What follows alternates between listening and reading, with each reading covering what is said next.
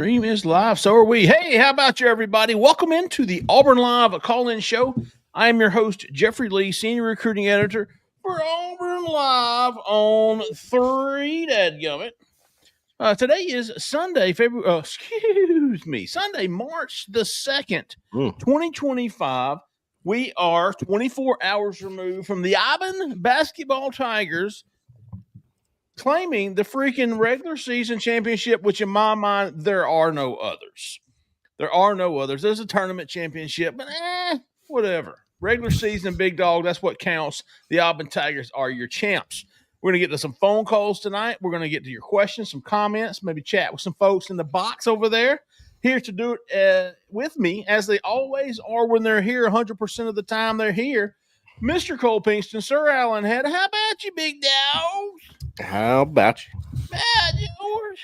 How about you, brother? And like you talked about, 24 hours removed from Bruce Pearl earning his 3rd conference championship at Auburn. Amazing. In Auburn's history as a program for basketball, they have 5 conference championships total. Bruce now has 3 of those. How far have we come, guys? It's incredible. Unreal. Absolutely incredible. You know, I was watching the webcast yesterday after ABC tanked. They bombed the telecast. I was listening to Andy and old Randall over there, Randall Dickey. And yes. Randall was the assistant coach for Tony Barbie. Sure was. Good fella, man. I love me some Randall Dickey. But that reminded me just how far this program has come. And you even go back to the greats of Sonny Smith, yes. Cliff Ellis, Cliff Joel Eves, yes, and none of them can compare to what Bruce Pearl has done in his 9th, 8th, 10th. I think it's 10th. Yeah, that's America. So he's winning 1 out of every 3 championship on average. Three championships in 10 years. That's pretty freaking good, and they're a fun team to watch. Great team chemistry, and I just real happy for them, man. They're good people, great coach. To add it, to give perspective, so we talked about 5 championships. Bruce has 3. Auburn basketball also has 3 tournament championships. Bruce owns 2 of those. Wow! And the only Final Four appearance ever in the history of the program. Did Cliff make Sweet 16, or was that Sonny? Sweet 16. Sonny made an Elite 8. Okay. And multiple Sweet 16s during the 80s. You know, he had a really good run from 85 to 89. Barkley, Person, Jeff Moore. Jeff Moore. Sure, Chris Morris. Chris Morris. Yep. You forget how just talented that group was. And then Cliff had his run with Doc Robinson and Bryant Smith, Mamadou Njai. Chris Porter. Yes, Chris Porter, my man. How about old Scotty? Scotty Poleman, big dog. Scotty Poleman. Had Marquise Daniels and Adam Harrington also in that group. Adam Harrington, my man. Yep, Marco Killingsworth was mixed in there somewhere. So Cliff recruited a good amount of talent, and then Jeff Lebo had a very, very tiny run there where he made an NIT appearance for. I think he got into the NIT Final Four. Was Auburn even competitive under Lebo? Competitive, yes. Okay, that's what I thought. You know, they were in games. It wasn't until they got underneath Tony Barbie where the bottom just completely fell out. And Lebo was middle to bottom of the pack, right? Yes, middle to bottom. That was his ceiling, middle pack. And in his defense, I would say that Auburn was not putting much by way of economic resources into basketball at that point either. Sure. I think underneath Tony Barbie, because of his contentious demeanor and the way he approached things, I think the support got even less. And when Jay Jacobs finally made the decision to go get Bruce, there was a complete 180 there. And part of that is Bruce's personality, right? Sure. Bruce is willing to go out and formulate relationships and do what he needs to do from a networking standpoint to bring people in and make them energized about the program. And from year one, where they made that SEC run to get all the way into the semifinals, I think 3 straight in Nashville to today, it has been a quantum leap in the program. I mean, I can remember the last year of Barbie where I was on campus and saw tickets in the trash can that I could literally pick up and walk into a game with. And now you're talking about 2 standing room only, where they're charging $300 to get into a game for standing room. Let's see here. We got some exciting stuff coming up. We got the to finish out the regular season. Auburn has Texas A&M, Alabama, the SEC tournament, predicted to be the 1 seed in the South, if I'm not mistaken, the South Regional out of Atlanta.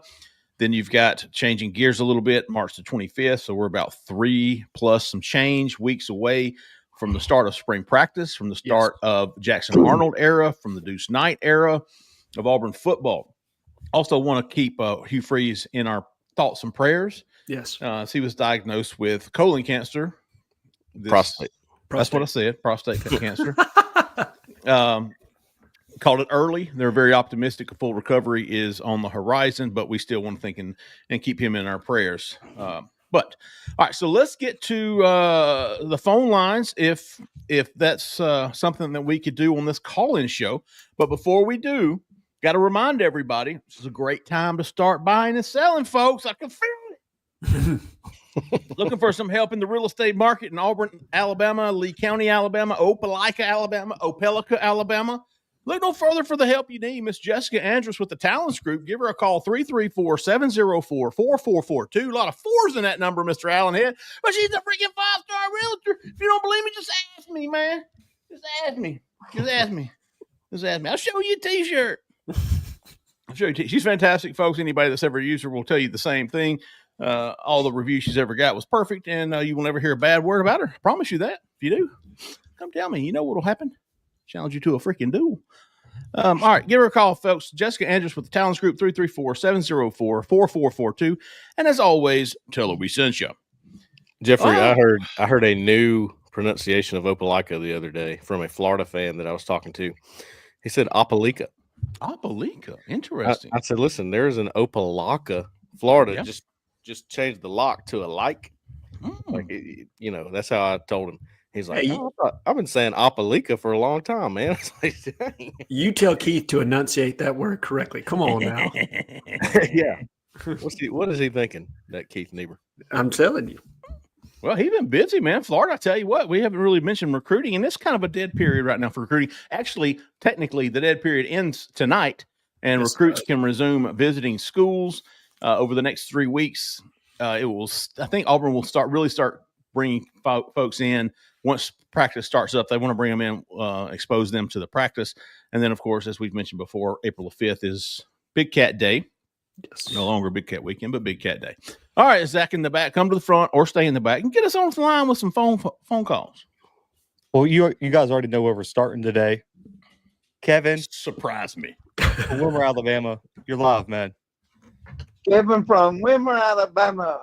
Get a little bit more excited than that, Kevin. Let's try that again, big dog. Let's try that again. Get a little bit more excitement now. Auburn's SEC champions.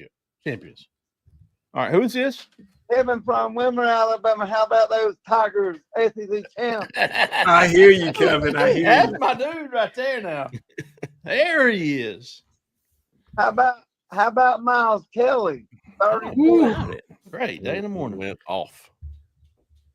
Miles Kelly doing something that I have never seen in a basketball game, banking one in from one side and then conversely going to the other side and banking one in. And I don't care what he says. Ain't no way in hell he called that. So, but we're going to count it for the championship. My coach used to call that, man, you just living right is what you he was 100% living right that day. Who do you think we play for the championship? So let me get this straight, Kevin. Correct me if I'm wrong, Alan. Auburn, as a 1 seed in the SEC tournament, would automatically in the quarterfinals. So you're winning 3 games, right? Correct. So how do you see that shaking out? I mean, it really depends on what Auburn's goal is, right? Is Auburn trying to win an SEC tournament championship? Does it matter? I mean, realistically, to me, no. The finish to the regular season matters more as it pertains to seeding than anything. And I think making sure that they're locked in for A&M and Alabama, that's what's important right now. Bruce is competitive by nature. This team is focused. They should be. And I think they're going to try to win every game that they can. But to me, probably how Bruce manages minutes in the SEC tournament is going to matter. you may see a odder rotation than you typically do, where a guy like maybe Dylan gets some extended minutes and you give Janai a little bit of rest. The last thing you want to do is be fatigued going into an opening couple of games. Now, your draw should be good. You're going to be the number 1 national seed. You should get the weakest 8-9 seed coming out of, a matchup versus what is it, a 13, a 14, whatever the seed is. Start. Oh, I'm sorry, Kevin. 16, I'm sorry, 16 seed. I think he wants to know when spring practice starts. March the 25th, big dog. So we're about 3 weeks, couple of days. I think it's what is March? That's on a Tuesday, if I'm not mistaken. That's the opening of turkey season, right? Mm-hmm. Yeah, I think so. March Did 25th. Did Auburn baseball team win today? Well, I haven't checked. It didn't start till late, like 3:45. I think checking it's right now. It's still going. It's in the bottom of the 9th right now. What's the score? 0-0. Who's winning? The Knicks. Y'all seen that? Remember that? Yes, you know what movie that's from? Yes, dude. It's from. Who can tell me where that's from? Hey, who will Ferris be Bueller's our Day Off. kicker this year? Ooh. So sorry, Kevin. Say that Field again, goal. big dog. Field goal kicker. Great question. It's a fantastic question. Let's see here. They signed. They didn't sign a kicker. Yeah, they did too. McGuire. They got Signed 2 kickers. Connor Yes, Gibson. they did. Connor Gibson. John McGuire's a punter. Yep. And then Hudson Cock, punter. Yep. Hudson Cat. So you hold on, but as far as field goal kickers, I think that's what he's kind of zeroing in on. You've got Towns Magoo, you've got Yes. Connor Gibbs, Yes. and you've got Evan. And Ian Alex. Bouchard. Alex is what I said. Alex. Y'all keep calling him Evan. And Ian Vachon. That's right. Yep. Yep. Don't forget about my man towards the end of the year. Don't forget about the Bammer. Yeah. And number 8, Cam Coleman.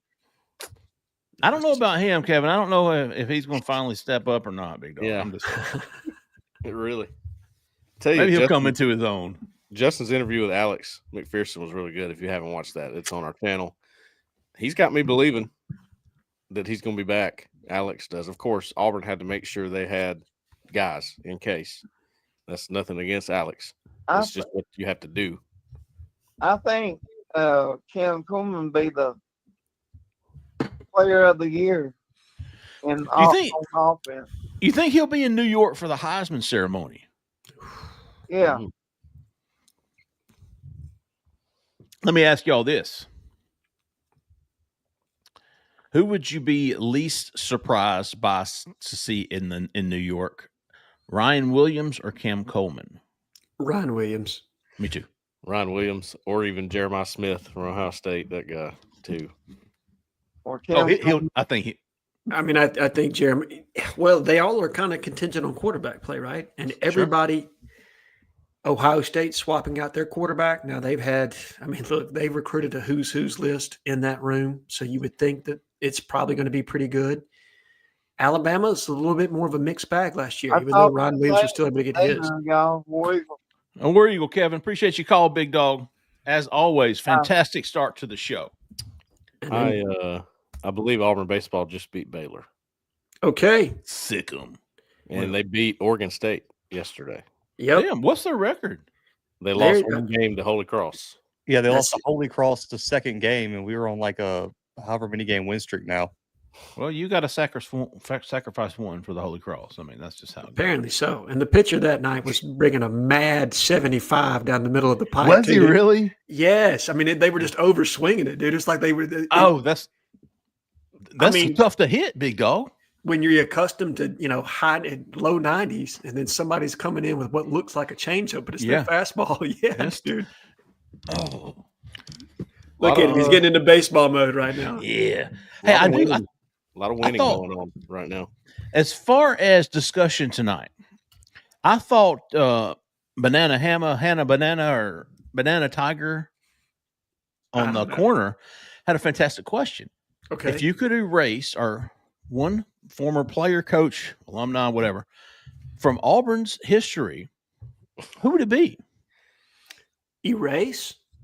Well, I had an answer in the thread. I was kind of joking because I said Kyle Tell them what Frazier. you said. Kyle Frazier. But the Kyle Fraziers of the world make the Nick Marshalls and the Cam Newtons so much better. You know, To make them appreciate them. He's a player, though, right? Are we Yeah, saying you can- is it player or coach? Player, coach, anybody. Former Auburn representative. Okay. Yeah.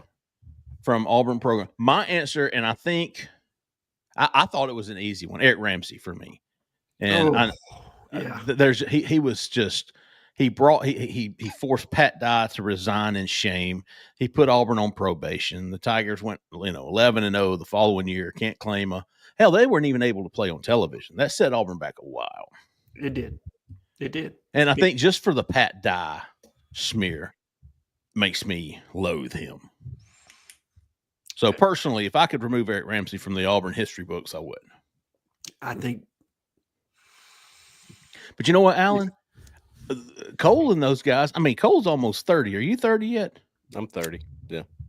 So, and a 30-year-old, which getting on, he's not a young whippersnapper anymore, but you really don't have any history with Eric Ramsey. You don't know what. No, I know about it.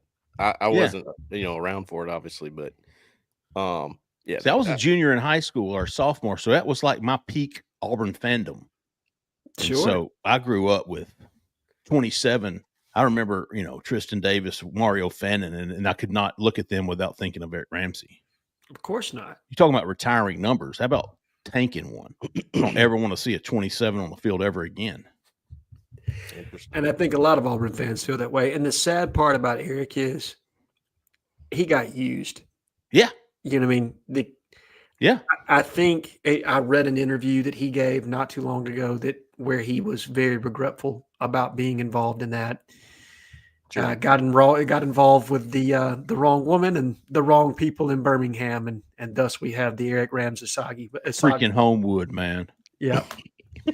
Freaking Homewood Patriots. You know what? I guarantee you who else probably wishes that young man had never happened is Larry. You know what I mean? Oh, Larry Blakeney. Keep it down home, cuz. You know what I mean? God bless him. He just you're talking about somebody that was on the fast track to being a head coach in the SEC. And look, what he did for Troy, I don't think that'll ever be done again. Bringing them from D2 to FCS up to G5. But his career just is so very different from what it could have been had that not necessarily happened. A couple people said Harsin in that thread. How bad of a setback do you really think he was for where things are currently? With the transfer portal, it could have been a lot worse. And you know what? Without the transfer portal, it could have been a lot worse. Yes. I think he's a coach who knows football. I think he's going to probably be a good offensive coordinator for Cal. I think he's a good quarterback coach. But the fit was the problem. And, it just wasn't ever going to work. And you tried to force it a little bit, and it got too far. And now your roster rebuild is, boy, it's been tough. But even only 2 years into it, the roster is young, but it's very talented thanks to the recruiting efforts, the transfer portal. You're getting by. Can you imagine without the transfer portal what this roster would look like right now? I mean, would we have won more than 5 games last year? When I say we, would Auburn have won more than 5 games? I don't know. Because it's a good question because you had all those kids transfer out, right? There was one, Jarquez Hunter was the lone Harsin signee on the roster, right? Because those kids could leave. Sure. And I'm sure Hugh was like, hey, take off, big dog, to a lot of them. But they wouldn't have had that luxury. Neither one of the players nor the coaches would have that luxury without the transfer portal. They wouldn't, and maybe it wouldn't have been as bad because kids like Kobe Hudson and other talented players that left the program, they would have had to really think about what they wanted to do before they walked out the door. They wouldn't have been that ease of access. And vice versa, maybe other teams wouldn't have been as stacked. But I think when you apply the context to the fact that the roster was already on the downturn when Harsin came in, and this is not me trying to take a shot at Gus, but recruiting had not been underneath him at the line of scrimmage. Now, the skill talent was still there, but at the line of scrimmage, the talent was not what it was when he walked into that program or what they were doing in the middle of his administration. Sure. And you combine that downtick from his efforts with literally, I don't understand. I don't know, exactly what took place, but their view on how to recruit, or if they just didn't understand the landscape, if they didn't understand the intensity with which you had to do it. I don't know. There was a perfect storm there of a lot of things that took place. I don't know that he necessarily cultivated the right resources or networking to have the NIL that he needed in place either. True. So a lot of moving pieces to that one. Again, I'm with you, Cole. I think X's and O's wise, you could put Brian Harsin on a whiteboard and he would absolutely be a good football coach. Yeah. But there's far more to it at this point as far as managing a program, specifically one in the SEC, than just being good with X's and O's. Yeah. There's a lot there on your plate as a head coach. And it's why, in a perfect world to me, I don't think you even pick somebody who's been a coordinator before. If there's a next coach beyond Hugh Freeze, you just want somebody who's a good leader, a good delegator, and has the ability to inspire and network and work with other people and hire a good staff. I think we're long gone on being a technical expert on one side of the ball or the other. You need somebody that can absolutely manage a program. Yeah, for sure. All right, let's get to the next caller. If you want to chime in on your opinion on the former Auburn player, coach, whatever, that you would like to erase from the Auburn history books, chime in. If not, no big deal. We'll keep it moving.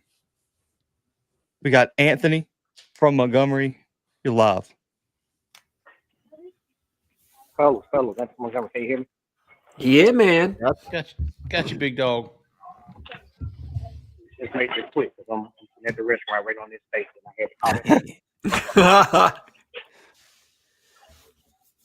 So, got a group project for y'all tonight. Okay.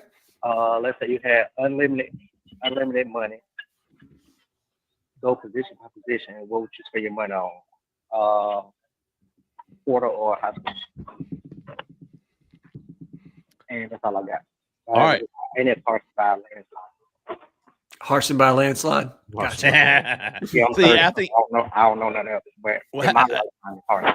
See, I think anybody under 35 is going to say Harsin. Anybody above 35 is probably, or 40 is going to say Eric Ramsey. And it might be older than I think anybody under 40. Barfield, do you think they would say him? I think that's. I mean, for some, maybe.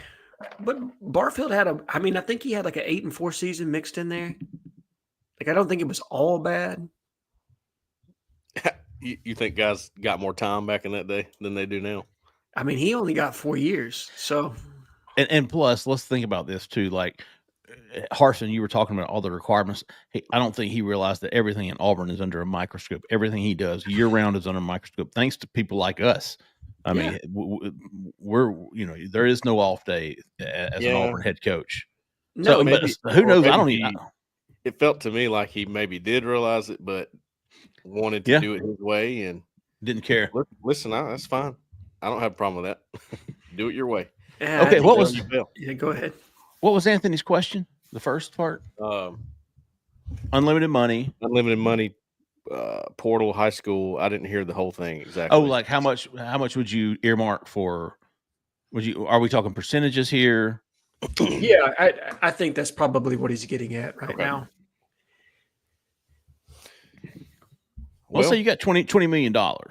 Okay. I mean, it depends. We're using Auburn's roster right now. We're using the 2026 class because that's all we have to go on. Like, that gives us a scenario in which to consider what the roster looks like, the offensive line depth looks like. So, where are y'all at on that? Are you? Let's do this. Let's make it realistic, and let's say Auburn's in full-blown rev share, right? Okay. There's $20 million that are allocated for athletics. Football is going to get 85% of the resources, so we're down to like 15.5. How much are you putting into what's currently on your roster? How much are you putting into the transfer portal, and how much are you putting into high school recruiting? Okay. Is that 15.5 per year? That's 15.5 per year. Okay. Now, are we just going to say, okay, I would put 60% into high school recruiting. I would put 35. Is that what we're doing? Yeah. Don't give me explicit. I mean, because I don't know the dollar amounts. Yeah, you don't want me doing math on this show. Okay. I'm spending at least half. I'm spending at least half. I'm trying to make sure I'm not forgetting anything. Transfer portal. I mean, as far as retention, I would hope that doesn't cost too much. Like there are only, maybe 20 guys on the roster that's going to need a raise. Okay. So I'm thinking maybe 25% of that on retention. I want to spend the bulk of it on high school recruiting just because this roster is one more high school class away from being stacked. I agree. I think in certain spots, you're going to have to invest more in the portal, and they know that better than I do. But I'm thinking offensive line, you're going to need a tackle out of the portal. I'm with you on the defensive line. I think you're close. I think another high school class at a lot of these positions, and you're close. Mm-hmm. So I'm going to go 50% on the high school class, 40% on retention, 10% to the transfer portal. And that's probably how I'm breaking it out because I do like the talent that you've accrued on this roster. And I do think layering it with high school depth is the better play today. Now that's if Jackson Arnold pans out. That's if, Cam Coleman continues to progress. So like how this season goes probably changes my thought process on this. Because if those things go bust, then you're in a whole different situation, right? Well, 25% of $15.5 million would be almost $4 million on the transfer portal. I'm not spending that money. All right, so take me down to 10% of the transfer portal. Now I'm spending 1.5? Hell yeah. I'm going to put 1.5 in the transfer portal. I'm going to put 50% into high school recruiting, and I'm going to, just like you just said, Alan, I'm with you on that. So, I mean, obviously we're talking about where the current roster is now, not right. Because if you talk about this from when Freeze took over, you almost have to go all portal. I mean, he did. Yes. I mean, they still got some good. Obviously, they got Connor Liu. They got Keldrick Falk. They made some big moves, but they thought those guys were immediate help. So that's where the money was spent. It wasn't spent on, hey, this is high school. We need to make a big splash here. No, Keldrick Falk's going to come in and play. Connor Liu is going to be our backup center that first year, and then he'll be the starter. Like those were great investments in their opinion and have turned out to be, right? Yes, they have. So for that matter, I'm looking at it now, the roster now, I'm thinking I need at least 2.5 to 3 million for the portal because I believe that's about what Auburn probably spent to get the 3 hosses it got in the portal, which are Jackson Arnold, Eric Singleton, and Xavier Chaplin. Sure. And nothing against the rest of the guys because I do think they found some nice pieces, but I feel like that's going to happen. You don't need millions to find some of the pieces they may have found in the portal this year, I don't think. So I like the way they did it this year. They went all out for the guys they thought were can't miss. They did. Right. And they did the same on high school. So I think it was probably somewhere 65 to 70 high school and then the rest portal. Which is what I would say. And I'm going to be interested to see, I'm not going to get into actual numbers, but there were some rumors out there of really high numbers this year by comparison to prior portal periods. And I wonder now that everybody's going to be underneath the rev share umbrella and they're going to try and put guide rails on outside NIL. And that some of these collectives are going to turn into, say, like marketing agencies and try to broker legitimate NIL deals with non-alumni related personnel. I'm interested to see what we hear to come this next portal cycle, not necessarily spring, but the portal cycle after rev share starts. Are these prices back more in line with what you would expect maybe a college athlete to earn? Or is a college athlete is it free market society and you can earn whatever you can earn, right? Like there is no tiering system. There's no any of this. And I tend to believe it should be that way some, but I do think there's got to be some version of regulation that has to creep into the market. Well, I think the market's going to be way up for Auburn until they have at least 2 winning seasons. At least 2. They're going to have to overpay until that happens. Well, I don't even know if it's winning, if it's putting guys in the NFL, right? If you've got proof of doing that and putting them in high rounds. Speaking of which, and we need to get the next caller, but how about the numbers from Jarquez Hunter, Keandre Lambert-Smith, Eugene Asante? Shocking. If you missed it, I believe Eugene ran in the 4.4 range. He did 4.48. 4.48. All right. Jarquez Hunter also in the 4.4, right around that range. 4.44. Yeah. 4.4. Yeah. And then Keandre Lambert Smith gets sub 4.4 in the 4.3s. Wow. If you would have told me Jarquez Hunter was going to run the same 40 time as Carnell Williams, you know what's crazy? Wouldn't have believed that. I sat there and watched all of the running backs do it. I thought he had one of the worst get-offs of anybody in the 40. But at about 20 yards, he gets so much faster. That's the difference between him and those other backs.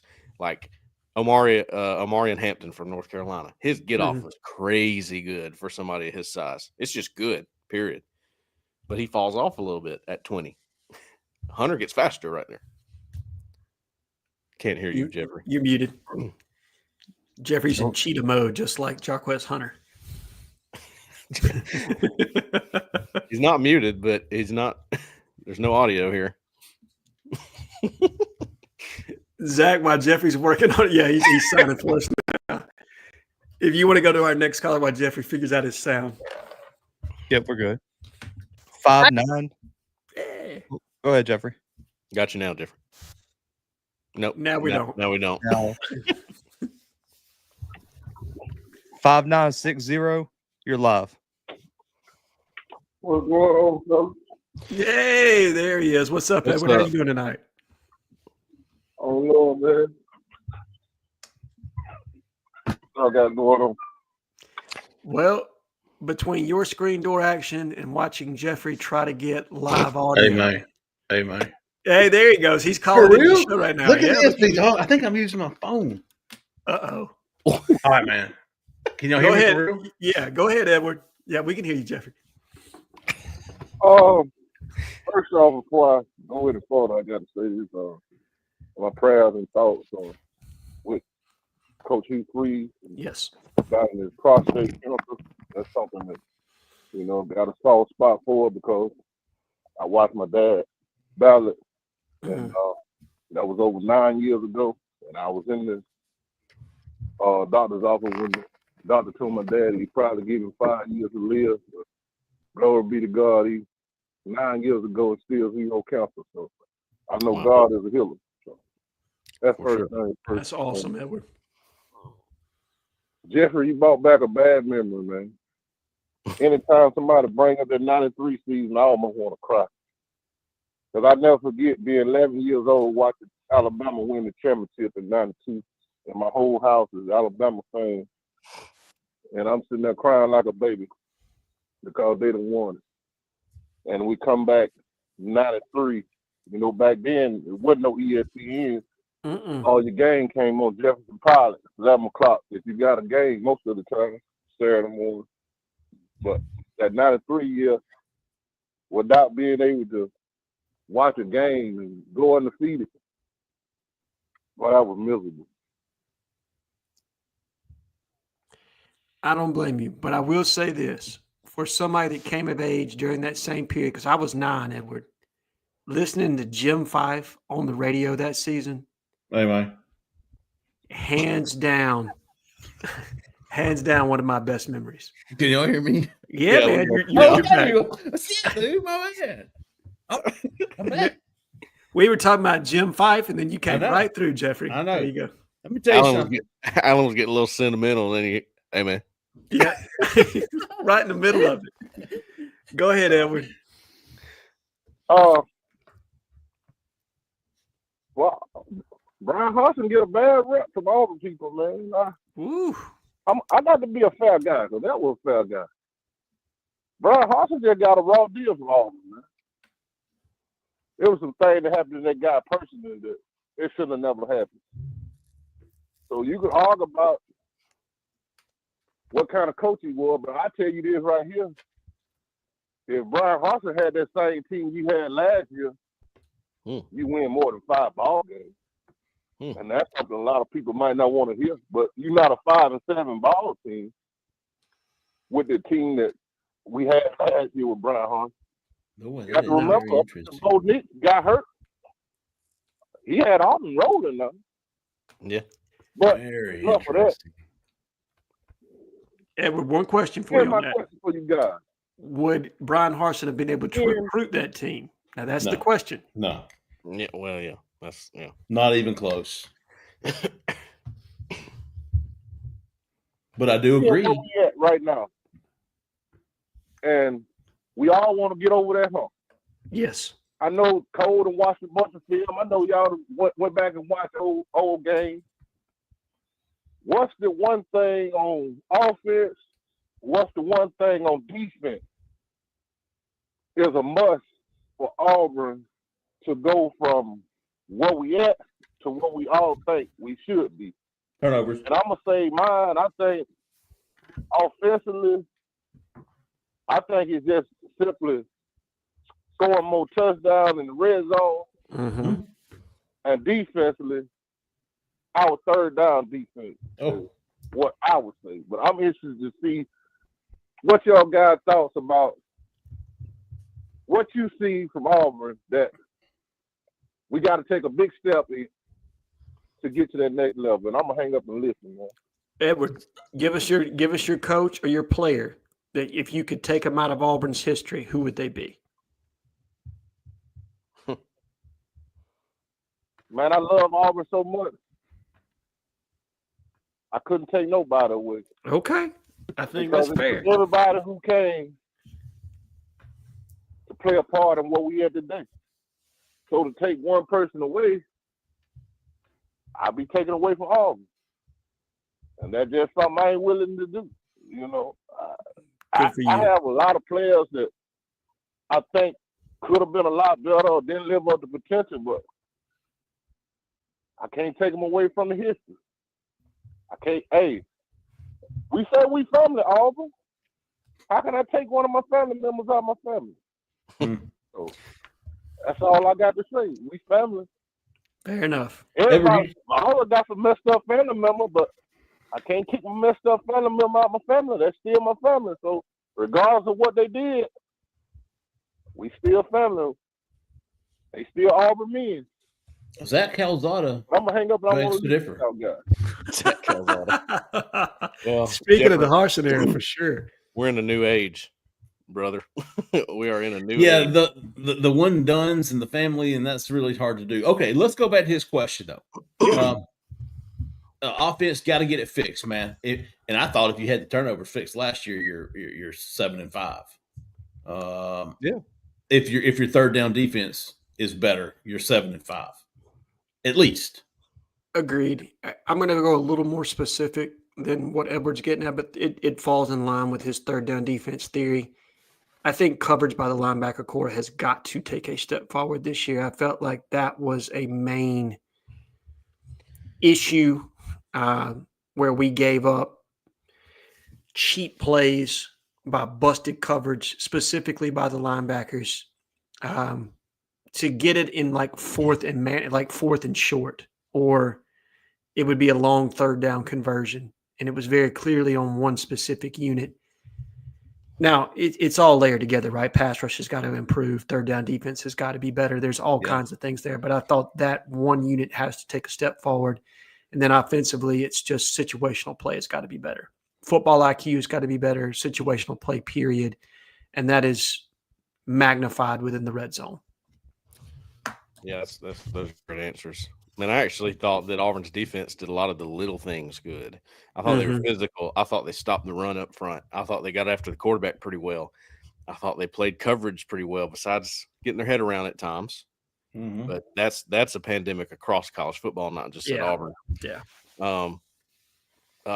They didn't give the top. I mean, they kept the top on the defense. They didn't give up all these big plays, I thought, except for your third downs. Those were where they got burned so many times. And I don't know what the answer is to that exactly. You know, every situation is different. You wonder why we're so many third and longs. Why couldn't you hold it? You know, why couldn't you get off the field? Might be a good case study to just go back and look at those and just go, what happened here? Like, what did we do on this play? Was it because we had to bring a blitz to generate pressure? If you could have got pressure with 4, would that have increased? You know, was it the kind of coverage you were playing on the back end? where you would match cover 3? Was it cover 1 where you were giving up those? I don't know, man. Like I haven't had an opportunity to do a deep dive like that, Cole. That sounds like a project for you all day long, big dog. For sure, it does. I'm thinking right now. The wheels are turning. Y'all can hear the metal. But no, the pass rush needs to be better on those downs. It's just not consistent enough yet. Yeah. You got good pieces. Keldrick Falk and Malik Blockton showed some good, rush at times. You're going to have to get some more guys to help there. I hope Chris Murray's that guy. Kieron Crawford started to come on pretty strong. If you look at the teams that were really, really good in the playoffs, pass rush. That was a huge deal. And then offense, man, it's like you're watching – Edwards made this point a bunch of times. You're watching a different football team on offense. Just lackadaisical at times. Fundamentals were all over the place. Mm-hmm. Quarterback and play caller were just not together whatsoever. Mm-mm. And everybody wants to shout at Thorne. Some people see it the other way. They want to shout at Freeze. I think it's both, personally. Yeah. That can't happen again, or it will be a losing season or a mediocre season. You hope that Jackson Arnold and Freeze have a much better connection. I think that's what's got to change. Yeah. Good stuff, Edward, as always, big dog. 9-3, 3-2. You're live. Who we talking to? Where are you calling from? Hey, guys, this is Eric Mack from Little River, Alabama. Oh, E-Mac. How about you, big dog? Sir, how y'all doing this evening? Good, brother. Good. We're doing pretty good. Man, it's been a great show, as always. But I just want to add to I'm gonna have to dump my anger off on Harsin, man, on that. I'm gonna get right on that train. If I had one I could erase, it definitely would be that the whole era. It just feels like such a terrible time. Yeah. Not a lot of fond memories. Eric, I'm kind of, the situation bothers me because of where it put Auburn. I hate it. I'm not quite as mad at Brian Harsin as some of the Auburn folks are. I'm not mad at Allen Green, but the hire didn't make sense from the beginning. And I think Brian Harsin, he's just doing what he thought was right. And I have a hard time saying I hate that guy. And I'm not saying you're doing this. I see a lot of people calling him a punk and all that, and he does some stuff on Twitter or whatever, but Yeah. No, it's not so much hatred. It's just such disappointment, man. And I think everybody was just ready to move on from that. Just anything at that point would have been better, But as far as how about them Auburn Tigers basketball guys? Yes, sir. They're hot. They are hot. You know what I'm saying? Let's go. They're pretty good. I'm thrilled about that, dude. I can't be more happy about the Auburn basketball. I think Bruce Pearl is going to bring home the SEC Coach of the Year, and I think Auburn's got a real chance of bringing home the championship all the way around. I think it just keep playing like they're playing. Yeah, they certainly, if they play like this, they're going to have a shot. Has Auburn ever been? Props to Allen and the Auburn Live Show with Hope, dude. I watched that just a day or so ago, and it was a great show. So, thank you, Eric. I appreciate you. I think they got another one out today, don't you? We do. It'll be dropping tomorrow morning, Eric. We had to do a special championship edition, and then we'll have another one come back on Wednesday. Okay, 10-4. 10-4. We'll be tuned in up here in Little River. I like it, big dog. I like it. All right, brother. Well, y'all have a great evening, man. And War Eagle, like I said, fantastic show. And I like what's happening, man. I feel a lot better about this year's football season coming. And one more thing to ask, just one more little question. Have y'all heard anything of anybody standing out right now as far as strength and conditioning, as far as making big moves in the weight room? I just kind of. Actually, Cole had a fantastic piece. last week, I think late last week, with updates on heights and weights and stuff. Cole, a couple of things that jumped out to you. Yeah, Eric, I've done one of those. I've done a little insider on what I'm hearing from workouts, and I did it on video. If you would rather that, you could go get it on the board right now. So go check those out.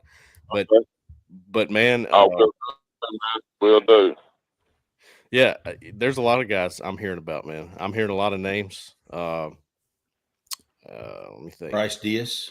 Yes. Yeah. Bryce Diaz, Elijah Melendez. You could almost start there. I would say the guy I've heard the most about is Sam Turner. Yeah. Really?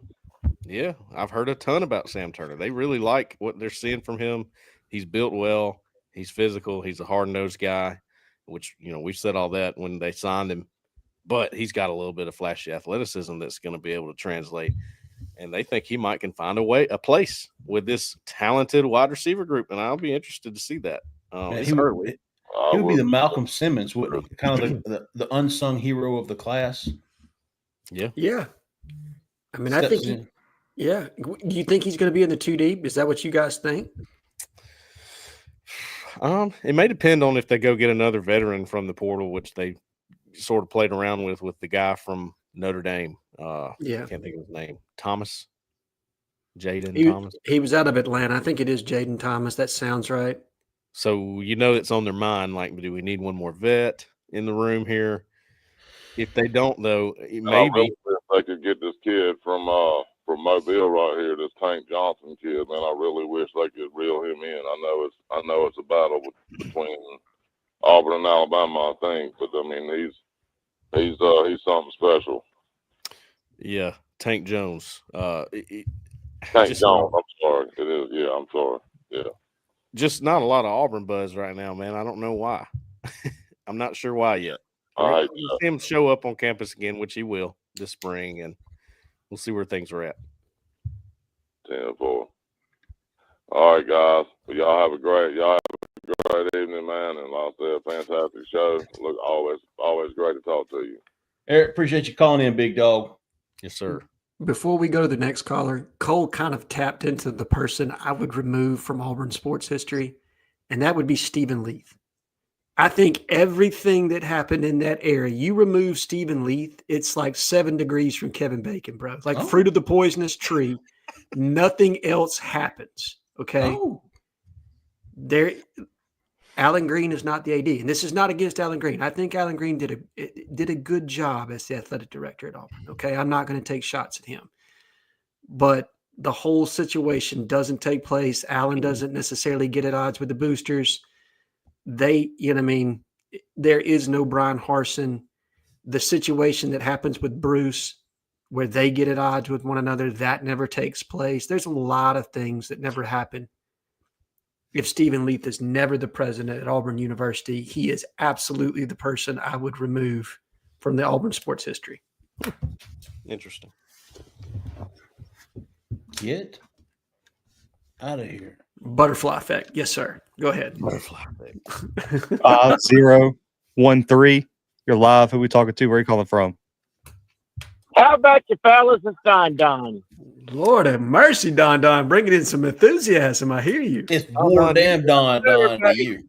Did you hear what Jeffrey said about Homewood? Tell you what, guys, I'm gonna give them hell tomorrow on the radio. Oh, I'm gonna have to tune in. You already I got the same relationship you have with the Bama online. The Bammers hate me, brother. Feels good, don't it, big dog? Go in the club. It feels great. But Cole, I got a question for you. I fed the Gainesville High School baseball team a bunch of food the other day with our catering. And one of the coaches told me about a quarterback from Gainesville. I think he's either a sophomore or be a junior next year. And I can't remember his name, but y'all know anything about a good quarterback from Gainesville, Georgia? Is it Jamar Malone? That's him. That's it. Yeah, so he transferred in from Arizona. So he's sort of new on our radar. He is I believe he's a class of 25 guy who has not signed yet. Oh. Okay. But they said that Auburn is recruiting. The coaches tell me Auburn is recruiting him. I think he's a 26. I'm not sure exactly. What's his name? Jamar Malone. Yes, I think he transferred in and played there this past year, and he's 2025 that has not signed. Yeah, true. Okay. Well, what y'all think about all the basketball this weekend? Man, they're on fire right now. Don. They're playing so well as a team. People like to hate on CBM. The kid is playing some ball. Yes, he is. I'll tell you what, Okay. Don, one of the questions I had about this team was Go ahead. Go ahead. No, question I have, and they mentioned this morning, do we set out some players against A&M Wednesday night or Tuesday night? No. I just don't know. I think they probably either. I think you just got to play the way you're playing right now to keep the momentum going.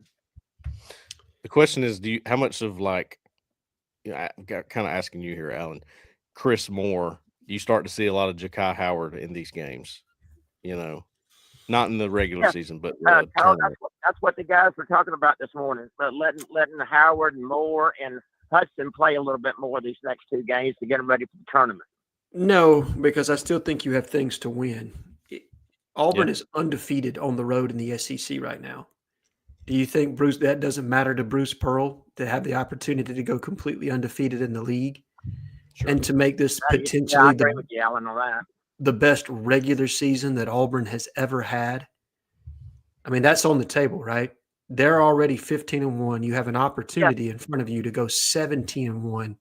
You also have the opportunity to accrue the most AP top 25 wins before a postseason tournament in college basketball history. There's a lot to play for. I don't see them.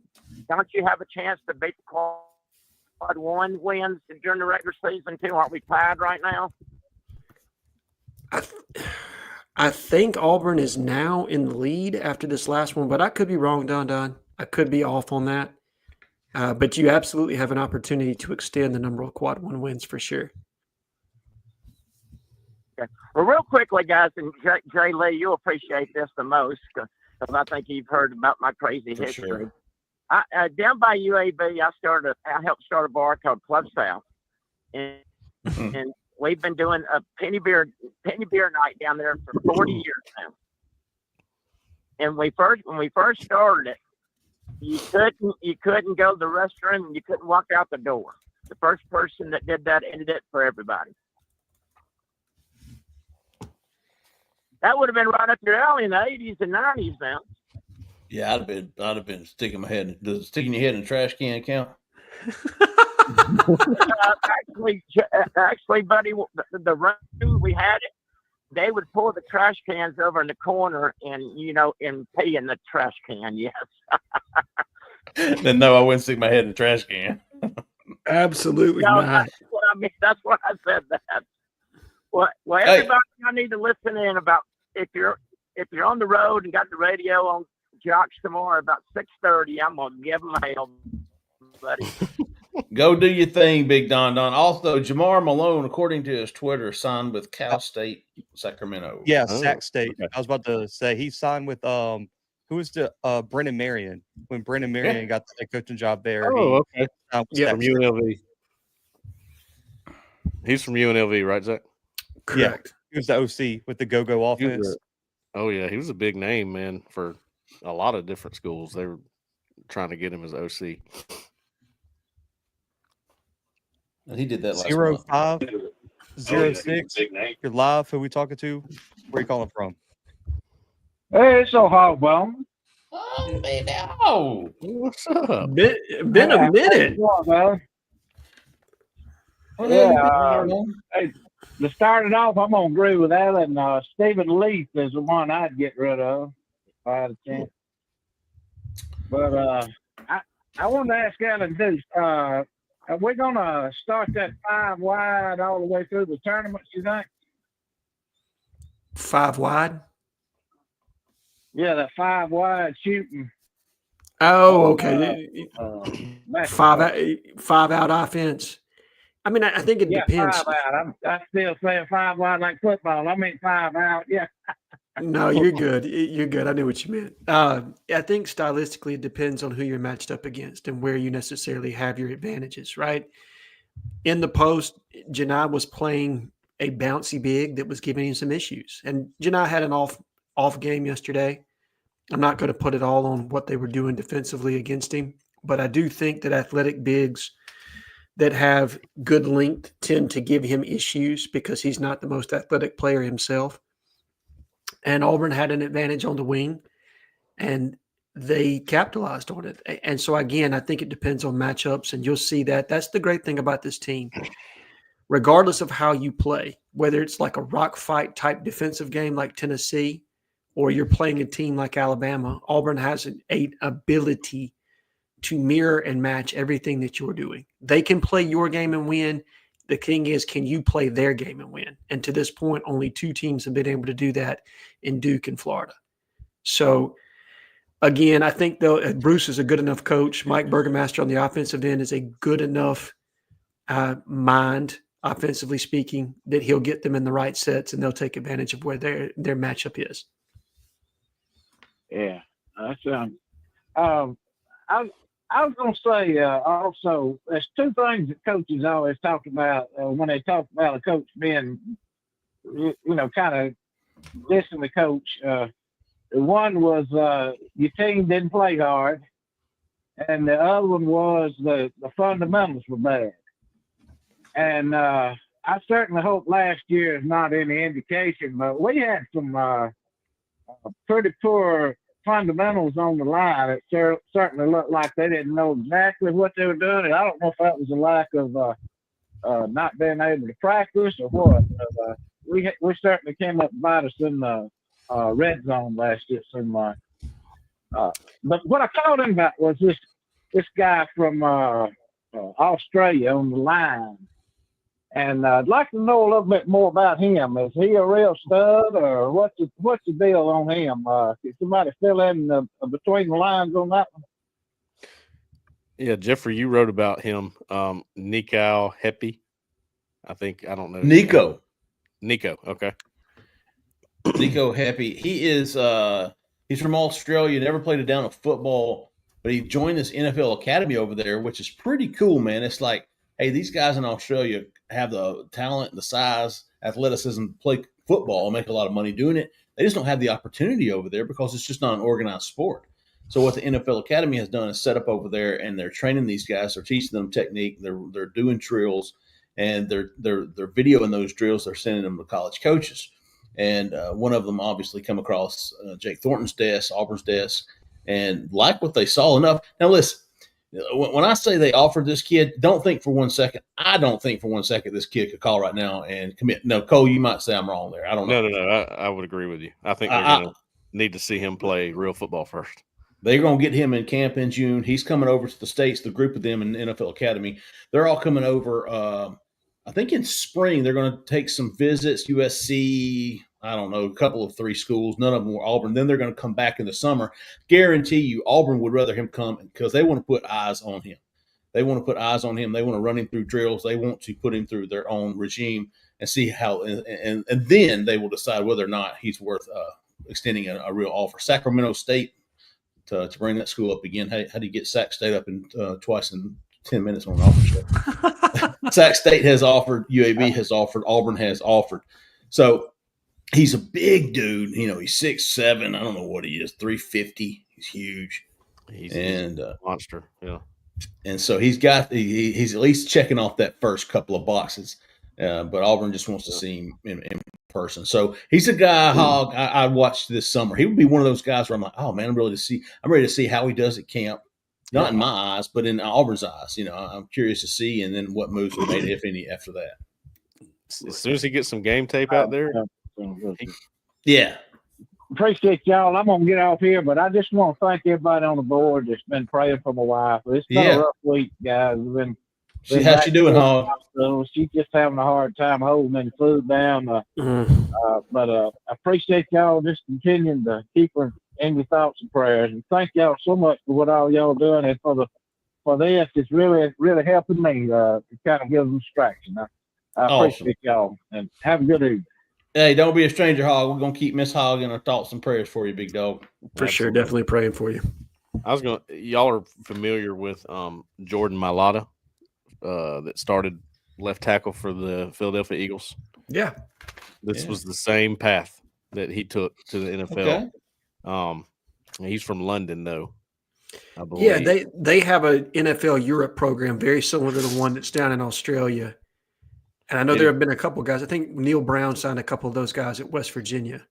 It's the same guy that found Jordan Mailata. Will Bryce is the guy's name. I think he has something to do with his NFL academy.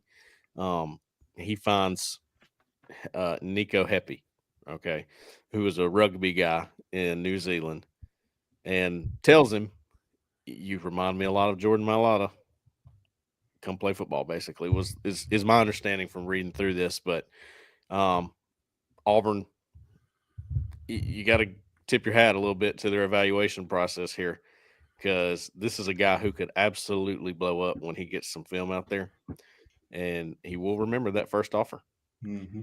I don't even think he's going to have to get real film, Cole. If he's got those dimensions and he's athletic, when they get him in camp, if they see what they want to see, they may give him a real offer and press right then. Yeah. Just as a developmental guy to go ahead and get. I've been following what you put out there, and Jeffrey as well. I think they want a relatively large class, 4 or 5, maybe 6 guys. I think so too. Good stuff, Hog. Appreciate you, big dog. 0553. You're live. Who we talking to? Where are you calling from? Hey, gentlemen, it's Cole from Newton. How y'all doing? Cole, big dog. What's up? Well, Hey, big dog? a few weeks, but wanted to give y'all a shout out on something that I got just a couple observations and a question I'm gonna wrap up with. But something I saw a couple weeks ago that I just thought, hey, this is a sign of the progress of our fan base. Is the Jared Curtis news? When that came out, that he whittled it down to Oregon and Georgia, and we were off the list.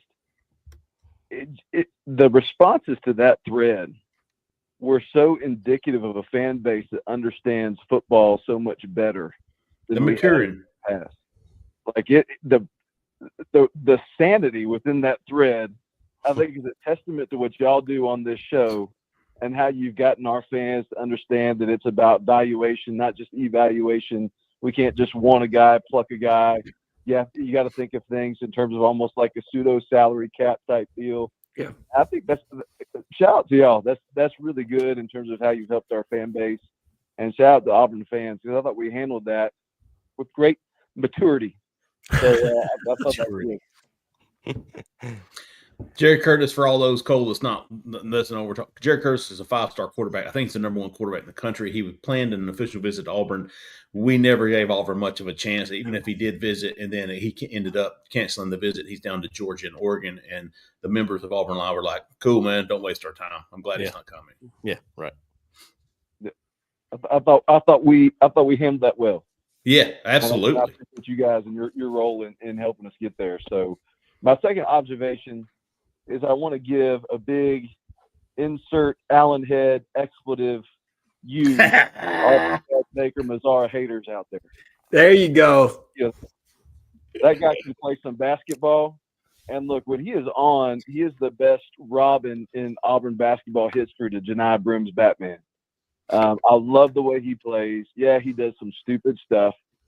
As a guy who made all league in my podunk little high school basketball league, but I only finished about 25% of the game, so they either fouled out or got kicked out. I appreciate the way he plays. And if you watch the game Saturday against Kentucky, that flagrant foul he drew against Kentucky, I guarantee you that was the corollary to how he plays, because the refs gave him a little bit of an edge because they just assumed the Kentucky guy did it on purpose because he hated CBM.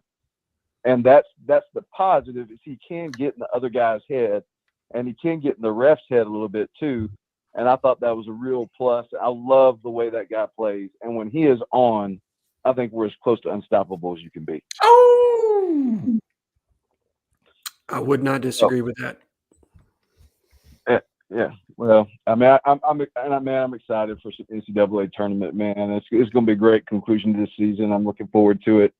But my wrap up question for you guys is: we just wrapped up the NFL Combine, and shout out to all the Auburn guys who outperformed expectations. You know, I think Jarquez Hunter, you know, watched some footage of this show where Jay Lee calls him mid. I never said that. I said he was a great running back. Right? Is that what I said? You said good, not great. Okay, he's a good running back. Good, and not listen, great. I'm gonna come back to this. All right, but my question for you guys is: how many first rounders? Because Auburn's had a dry spell, 2020, and even before that, it's the 2014. Yeah. How many first rounders are on the Auburn football roster right now? Not next year's draft, not this year's draft, but on our roster, period. And I kind of did a quick little count in my head. I think there's not 15 to 20 guys that will be first rounders, but I think there's 15 to 20 that have the body, skill set, opportunity on our roster to be that. History says we're doing well if we got 2 to 4. I think there are 2 to 3 that something has gone wrong if they're not, and that being Keldrick Falk, Cam Coleman, and maybe DeMarcus Riddick. And got some other freshmen that haven't done anything that got that talent, but 15 to 20, I think, have that potential. I'm going to ask you guys, how many first rounders are on our roster right now? And then I'll just close by saying the person that I would remove from Auburn football history, I think Stephen Leith's a good point, but I would say whoever told Gene Chizik he was actually a good football coach is who I would remove. Because we had a good thing going until Gene Chizik got a big head. That's where I'll cut out. Okay. All right. So how many first rounders on the roster right now? And listen, you don't have to name them. Just what do you think? Do you think there are 5? Do you think there are 10? I'll tell you what, we'll go over under 7.5. Under for me. I will go under. Let's throw out, and then let's throw out some nominees. Okay. Who has the potential in your eyes to be a first rounder? Cam Coleman, Keldrick Falk, off the top of the head, for sure. 2 for sure. You got like 4 or 5 in the receiver room. Malcolm has the potential. Eric, maybe. I'm not sure on him yet. I think because of his speed, he can. That's what I was going to say. I mean, if he clocks 4.2, yeah, and he has a big year. So Eric, maybe, but that's a maybe. He might be a second rounder. What about Jackson Arnold? Yeah, I mean, has the potential. Yes, Deuce Knight has the potential. Yes, DeMarcus Riddick. Yes, absolutely. What about some cornerbacks, safeties, Anquan Fagans. Safeties don't go that high. Okay. Yeah. There's potential in Rayon Strader and Jay Crawford. There's definitely they've got to Cole's question, they've got the body, they've got the skill set. It's hard to be a first round corner. Okay. What about Tyler Johnson? If we're talking potential, right? Frame, athleticism, if it all comes together, potential. Yeah. You could say that for Xavier Chaplin, probably. Yeah, you could. I mean, how much, he's not transitioning from like a G5 school like some of these guys do. He's coming from Virginia Tech. They play good talent. I mean, it's a step up to the SEC, but it's not a major leap like some of these guys take.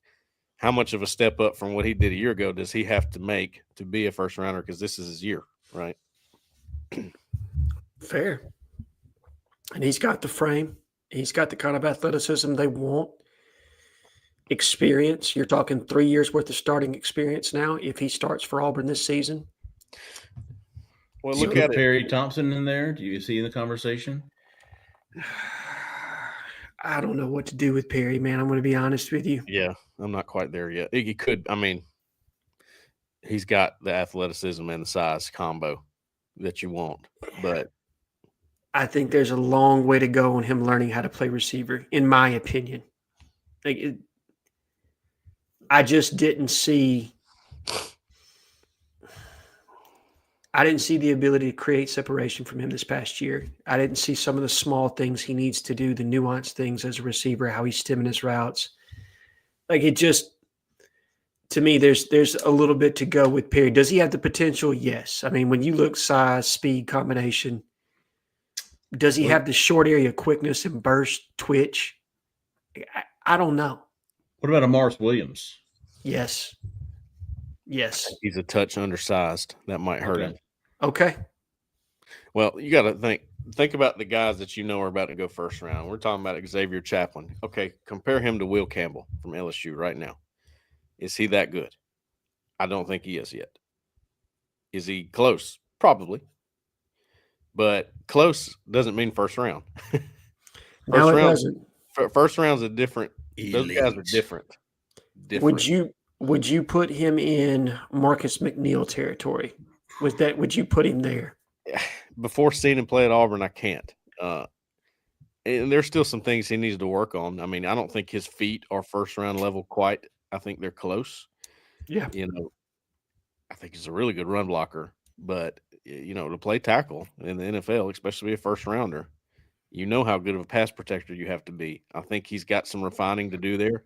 He's going to meet some really, really good edge rushers at Auburn. The first round is just so difficult to get into. You've got 30 freaking dudes every year in this freaking loaded country of college football players. Maybe first day guys. What's that, first 2 rounds? No, first day is just first round now. Okay. Yeah. And then it's the second and third round is day 2. And then everything else is 7th is Saturday on day 3. Right. But if you're talking first 2 days, I would agree with what Philip said, what Philip from Noonan said in that Cole, excuse me, not Philip. Damn it. See, there goes my expletives again. Mother Allen. I would think that there's 15 to 20 guys that are first 2 day guys on this roster right now. 1/4 of the roster. I completely agree. At least. I really do. Yeah, I think so. And that's back at a level now where you can win championships. And I can find you those. I can make that list up from only high school signees. Yeah. I think in the past 3 classes that Hugh has signed, his first 3 classes, I think you could find 25 guys that will go in the first 3 rounds of the draft. Fair. Okay. Hey, real quick on Jarquez Hunter. Cole said the other earlier, and I thought about this, and I think my mic wasn't working at the time, but Cole said, man, he ran that 4.4. Nobody would have had that on their bingo card. But Cole's like, after 20 yards, it was another gear. Yeah. It was a slow 20. And I thought, man, that makes a lot of sense if you go back and watch this. My complaint with Jarquez was he couldn't ever get past that first level of defense. Right. But when he did, he could go. He's out. We saw that against Kentucky, but it was tough for him. It was lack of explosiveness to get past that first level of the defense, and that's why you saw him with 4 and 5 yards carry and 3, and he's at the end of the game and he's got 24 carries for 107 yards because he's averaging 4 yards to carry. He hasn't had any explosive plays. It's like if you were doing his sliders on NCAA, you would make his speed less than his acceleration. Like, it's still good. It's 89, 90. Acceleration's in the 95, 96, 97th percentile. When you're getting, I mean, I watched every single running back, and I was a weight room assistant, and we taught how to do the 40 and how to get your numbers right on that kind of stuff. And I learned a lot about how to teach it. And that get off is the hardest thing in the 40. It gets so many guys. And I noticed it with Jarquez. It's just a little slower than the other guys, but boy, he really hits another gear in the middle of that run. And you're right. I mean, that's, it tracks, don't it, Cole? And that's the kind of thing, and it's unfortunate. It's unfortunate. We know how good Jarquez Hunter is. That's the kind of thing, that little subtle thing an NFL scout will look at and go, I can't take a chance on this guy. He's a very good running back, though. He's a damn good running back. Somebody's going to get a good running back. I'm not saying that about Jarquez. This is how finite it has to be. Well, see, do you think that's the difference between him and damn good and great? Split those hairs, baby. Split those hairs. He is like this is one of the deepest running back classes in like the last 20 years too. So that also kind of hurts them. And what's the highest the running back's going to go? I mean, you have 2 day 1 guys, in my opinion. Okay, 2 first rounders. Yeah, you got the kid. You got the kid out of Boise. Obviously. Oh, that dude. Yeah. Is that the Attaboy? The Attaboy? Attaboy? I don't know what the reference here is. What's that guy's? Ashton Genty? Yes. No, not that guy. The Attaboy. What's his name? I don't know. Yeah, man. I think he's Italian. He's a white dude. Scatabo. Scatabo. That's what I said. He's in this class too. Yeah. Listen, Yeah. let me just rattle off, Jeffrey, you'll recognize all these names. Let me rattle off this running back class that's about to go into the draft, okay? Ashton Genty. Yes. Omarion Hampton. Yes. The Caleb Johnson guy from Iowa was a stud. Mm-hmm. Travion Henderson from Ohio State. Yes. I visited Auburn. Your guy, Brashard Smith from SMU, ran 4.3. Had the fastest 40 time of all of them. Damn. Signed with Miami as a receiver. Yeah. Give Rhett Lashley some credit, man. He found some good players. Quinshawn Judkins. Is Quinshawn turning pro? Yes. Yep. How about Dylan Sampson from Tennessee? How about Brayshaw Tootin from Virginia Tech, who just ran a 4? Some people say farting. I say 2. How about Ollie Gordon? Remember how big a deal that guy was? Yeah. He's like number 11 on Kuiper's board of the running backs. You know what? And of the guys you just mentioned, I can remember going back. Genty was a 3-star. Dylan Sampson was a 3-star. There was some bad evals in that COVID class where they just couldn't see these kids. But there's no way. You're right. Attaboy is the Rudy Johnson. He's number 15 on the board. As good as that guy is, he's 15 on this running back board. Look at Jeffrey's face. That dude is good. BBP, if you don't get a meme out of that dude is great. Attaboy is great. They got Hunter above him right now. And speaking of evals, like Scatabo had to go to Sacramento State to start his career. So he started at FCS and then went to Arizona State. Yeah, had to work his way up. And I think the only reason Kenny found the kid is because he hired somebody from the Sacramento State staff, if I remember correctly. That's exactly what happened. Sac State had an assistant go to Arizona State, and they brought Scatabo with them. Mm-hmm. 3 times Sac State has come up on this show tonight. How about that? Sac State. Good gracious. Sac State with the hat trick, right? Great day in the morning. Things that were not on my bingo card. All right, get us going, Zach. 5202. You're live. Who are we talking to? Where are you calling from? Oh, fellas. Oh, Darren's back. Darren. There he is. Yeah. Darren from Meanville. 11 inches of rain, snow down here. I had to bury some sand for a minute. I'm going to say, and why am I getting an echo? You go here. Can you hear me? Yeah, we got you. We got you, Darren. Okay. Alan, you're right. Number 2 is Stephen Lee. Number 1 is Eric Ramsey. Okay. How old are you, Darren? That boss man Jay Lee is right. Where we were at that time and our trajectory of that time before Saban and everything else, and what Coach Dye had us doing, a lot of things would have never happened after that. True. How old are you, Darren? Oh, Jay Lee. You know that deer behind you, you farting and not tooting. I see how he's looking back. He blew his antlers backwards, huh? Speaking of Eric Ramsey, that was 1993, big dog. How about that? Yeah, but that deer, it looks like a 6-point, and it looks like those big, perfectly. I mean, they look exactly the same height, distance, beautiful. You know what? This is a Kevin from Wilmer. Kevin from Wilmer is getting married in Coleman. I killed this one in Coleman County with Randy Strickland, big old Alabama guy. It's actually a 9-point. Oh. Look at that. Nice. Coleman County, December 24th. It was a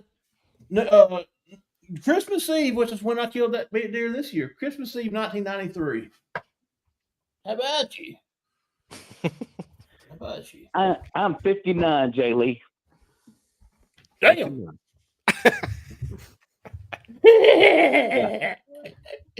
Oh, my bad, Big Dog. But I still hold my thing. I'll upgrade Don Cole. We ain't going to no Twin Peaks. We'll go to McGuire's, Beauchamps, Louisiana, Lanyap. I'll upgrade you, bro. Okay. Right. Okay. Let me ask y'all. There's a lot of good happening right now, and I know we're football, and we're a bigger football than all the other stuff put together. Sure. But you can't help but to say that the things that are happening right now for gymnastics beating Alabama in Alabama at Coleman. You look at basketball right now, and you look at baseball looking really good right now. Does that not put more pressure on our football team next year? Yes. Unequivocally, yes. Now, there's separate buckets, but I do think from a fan standpoint, there's going to be more frustration if this team doesn't snap a 4-year straight losing season. Like if you have a 5th losing season in a row, regardless of how patient the administration is, I think you're going to see some mass fan reaction of a negative kind if it doesn't go the way people want. Yep.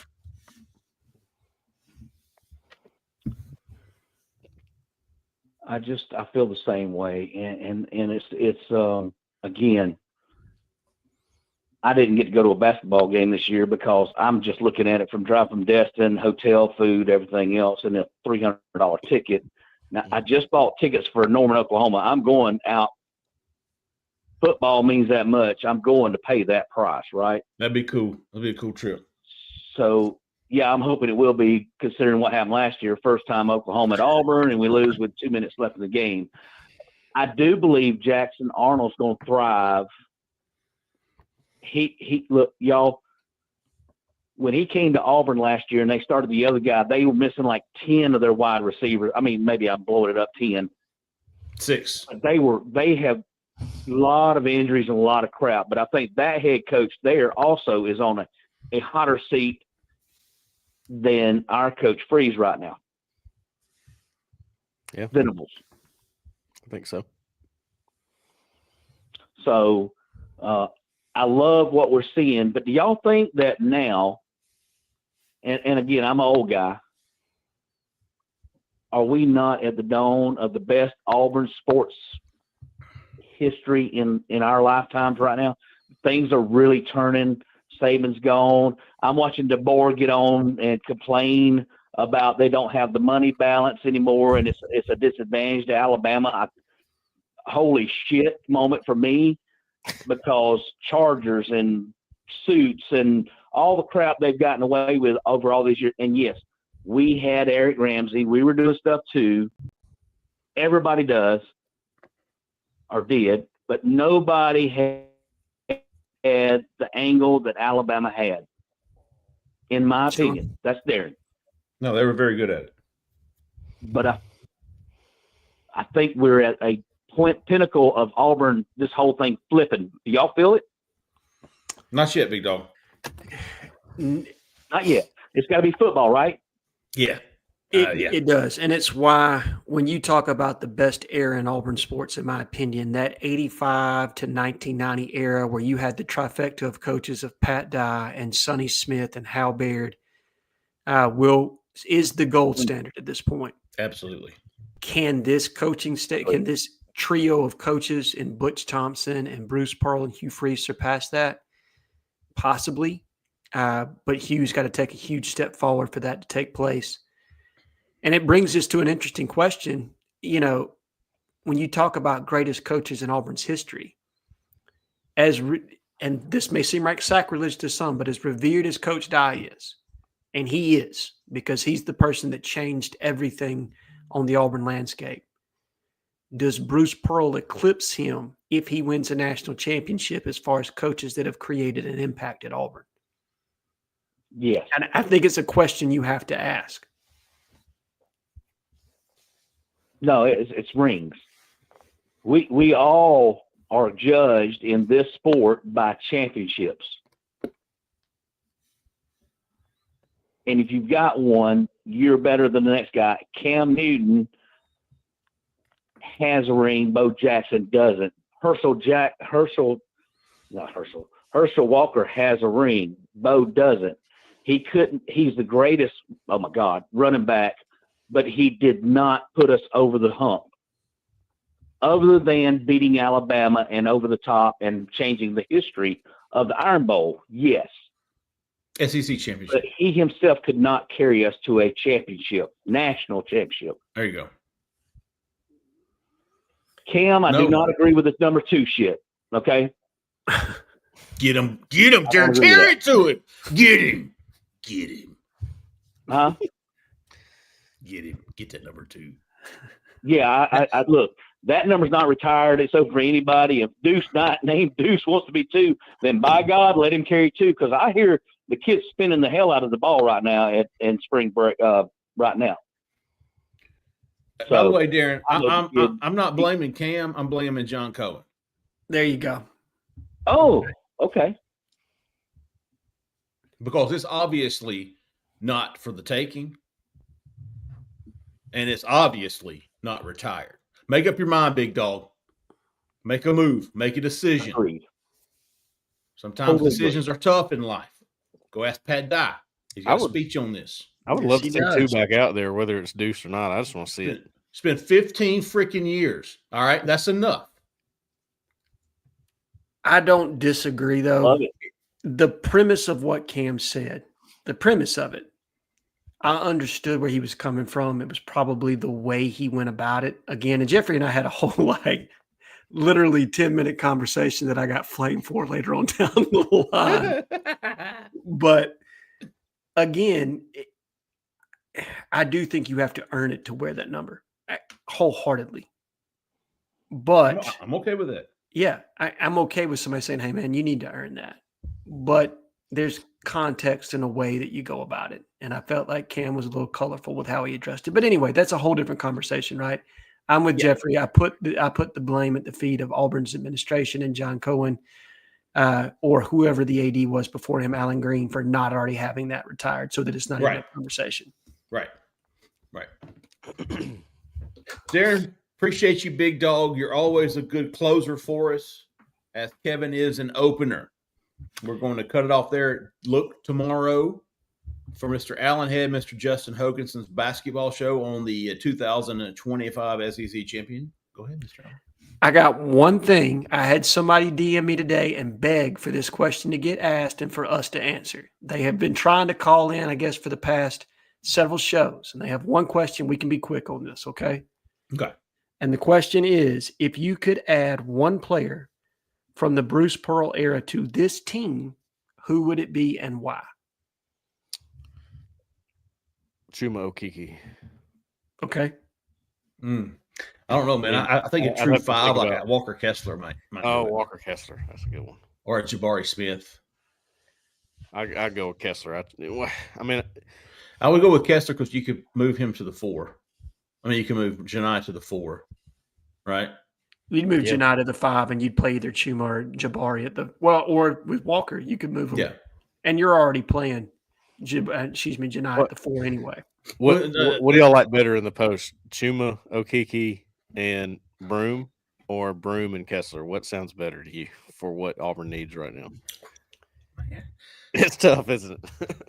I'm going to go against the grain on this one completely. I'm going to go Jared Harper because as we get in the tournament, I want a point guard that can control the flow of the game. It is a guard-driven tournament. Give me the best point guard in the Bruce Pearl era. And that is no offense to the people that are presently on the roster, but Jared Harper is better than anybody at this stage. I agree. Zach says easy Chuma or Jabari Smith. I think those are – you can't go wrong with any of those. I like the Jared Harper pick because I don't think Auburn has a true point, really. Do you think that Denver Jones and Miles Kelly and all those guys, Baker Mazzara, they have a better chance of getting catch and shoot opportunities if you have Jared Harper? Is that a good thing? Is that what you want? Yes, absolutely. Yeah. That's a good point. All right, that's a great question. Who was it? You know? That was W. Grant. All right. W. Grant. Appreciate you, big dog. Good stuff. All right. Don't forget, basketball show Monday morning. We're going to be back with the recruiting show Wednesday morning. And we'll obviously be back next Sunday night for the call-in show. Hey, don't forget, if you're don't forget, I haven't told you this yet. Auburn Live on 3's got a $1 for the first week special going on right now. Go check us out if that's your thing. Don't forget, if you're in Auburn, Opelika, Lee County, looking for some real estate help, boom, there she is right there, Miss Jessica Angels with the freaking Talents Group, 334-704-4442. She's a freaking 5-star realtor. Give her a call, tell her we sent you. All right, folks, that's going to do it, man. Appreciate everybody calling. Appreciate everybody listening. Appreciate everybody watching. For Cole Pinkston, for Alan Head, for Zach in the back, who stayed in the back, I'm Jeffrey Lee, man. Y'all say that left lane.